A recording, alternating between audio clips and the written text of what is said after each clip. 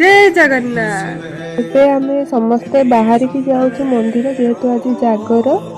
Finally ଆମେ ମନ୍ଦିର ପାଖରେ ପହଞ୍ଚିଲୁ ଆଉ ସେଠି ପୂଜା ପାଇଁ ଟିକେ ସାମାନ କିଣିକିରି ଲାଇନରେ ଠିଆ ହେଲୁ। ଦେଖନ୍ତୁ କେତେ ଲମ୍ବା ଲାଇନ। ଦେଖନ୍ତୁ ଏ ପିଲା କେମିତି କାନ୍ଧ ଉପରେ ବସିକି ନଟଙ୍ଗି ଚଲେଇଛି। ତାପରେ ଦୀପ ଟିକେ ଠାକୁରଙ୍କୁ ଜଳେଇକିରି ପୁଣି ଆଉ ଥରେ ଲାଇନରେ ଠିଆ ହେଲୁ ଆମେ।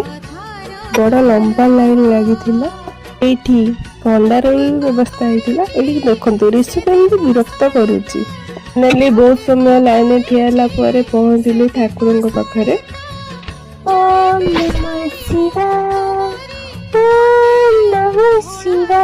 ଆମେ ଠାକୁରଙ୍କୁ ଦର୍ଶନ କରି ପୁଣି ବାହାରିଲୁ ଘରକୁ।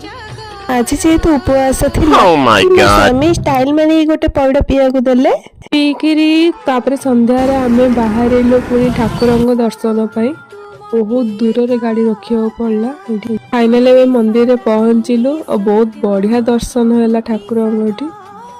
ଭିଡ଼ ବି ବେଶୀ ନଥିଲା, ବହୁତ ବଢିଆ ଦର୍ଶନ ହେଲା। ପରେ ଠାକୁରଙ୍କୁ ଦୀପ ଟିକେ ଜଳେଇକିରି ପୁଣି ଆମେ ବାହାରିଲୁ ଘରକୁ।